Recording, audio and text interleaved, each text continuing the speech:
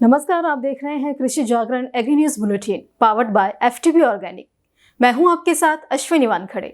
आइए नजर डालते हैं इस वक्त की बड़ी खबरों पर। विश्व मधुमक्खी दिवस पर और भारत की आज़ादी के अमृत महोत्सव के शुभ संदर्भ में कृषि एवं किसान कल्याण मंत्री नरेंद्र सिंह तोमर ने वर्चुअल रूप में भारतीय कृषि अनुसंधान संस्थान पूसा नई दिल्ली में शहद परीक्षण प्रयोगशाला स्थापित करने की परियोजना का शुभारंभ किया। इस अवसर पर तोमर ने कहा कि राष्ट्रीय मधुमक्खी पालन और शहद मिशन में समग्र संवर्धन तथा वैज्ञानिक मधुमक्खी पालन के विकास और मीठी क्रांति का लक्ष्य प्राप्त करने के लिए 300 करोड़ रुपए की मंजूरी दे दी गई है। केरला में गुरुवार को लेफ्ट डेमोक्रेटिक फ्रंट सरकार का शपथ ग्रहण समारोह हुआ, जिसमें पी प्रसाद को कृषि मंत्रालय का पदभार सौंपा गया, तो वहीं 21 सदस्यों को मंत्रिमंडल में जगह मिली। और इस संबंध में अधिक जानकारी के लिए हमारे साथ जुड़ चुकी हैं केरला की संवाददाता केबी बाइंदा। Kerala's new agriculture minister is P. Prasad, who is a politician, social worker and environmentalist. P. Prasad has a good knowledge not only in agriculture but also in many other fields. He was able to lead many environment-related protests such as the agitation against the Aranmula International Airport project in Pathanamthitta. He has also played a leading role in the Plachimeda Coca-Cola struggle. He was able to give a new face to the anti-sand mining movement in the coastal areas of Aratapuzha and Trikunapuzha in Alappuzha district. तिलहन के उत्पादन में आत्मनिर्भरता हासिल करने के लिए कृषि एवं किसान कल्याण मंत्रालय ने एक बहुआयामी रणनीति तैयार की है। दरअसल इस रणनीति के तहत भारत सरकार ने खरीफ सत्र 2021 के लिए किसानों को मिनी किट्स के रूप में बीजों की ऊंची उपज वाली किस्मों के मुफ्त वितरण की महत्वाकांक्षी योजना को स्वीकृति दे दी है। झारखंड के देवघर जिले के किसान वकील प्रसाद यादव उत्कृष्ट तरीके से फूलों की खेती करते हैं, जिससे उन्हें अच्छा खासा मुनाफा प्राप्त हो रहा है। इस संबंध में कृषि जागरण के एफटीबी प्लेटफॉर्म पर उन्होंने क्या कुछ कहा, आइए जानते हैं। ये जो फूल है इसका खेती हम सालों भर कर सकते हैं। अब तो पहले जरबेरा का खेती जो है सो ग्रीन हाउस में है। गर्मी का भी एक अलग वैरायटी आता है और आपका रबी का भी एक अलग वैरायटी आता है और दोनों का एक अच्छा खासा आमदनी उससे हो जाता है।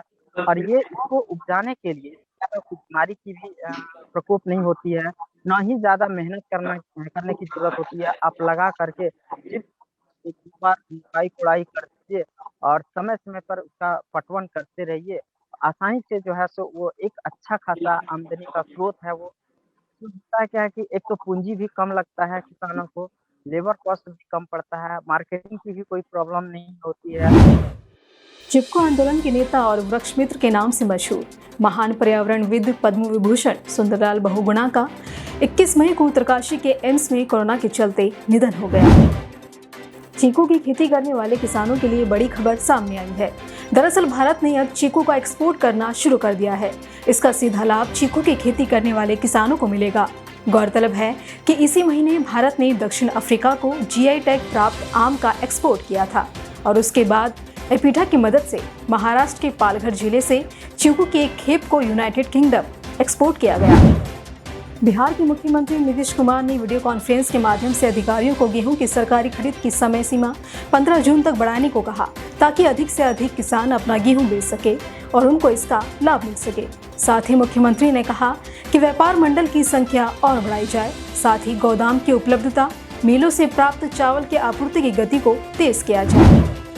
मोदी सरकार ने हाल ही में खाद पर 140% की सब्सिडी बढ़ा दी, जिससे किसानों को पुरानी दरों पर ही खाद मुहैया कराई जाएगी।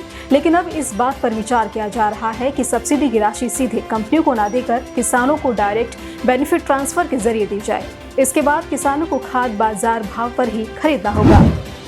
कृषि जागरण सोशल प्लेटफॉर्म के जरिए देश के सभी किसानों तक उनकी बातों, समस्याओं और समाधान को पहुंचाने के लिए कई तरह के कार्यक्रमों का आयोजन करता है। इन्हीं में से एक है फार्मर द ब्रांड प्रोग्राम, जो 22 मई को दोपहर 2 बजे कृषि जागरण के फेसबुक स्टेट पेजेस पर लाइव होगा, जिसमें वे किसान शामिल होंगे जो अपने ब्रांड से जुड़ी जानकारियां और खेती से संबंधित समस्याएं, साथ ही अनुभव शेयर करेंगे। देश के कई राज्यों में शुक्रवार से ही बारिश का दौर जारी है। चक्रवाती हवाओं का असर असम और दक्षिण पूर्व बंगाल की खाड़ी और आसपास के क्षेत्र पर बना हुआ है।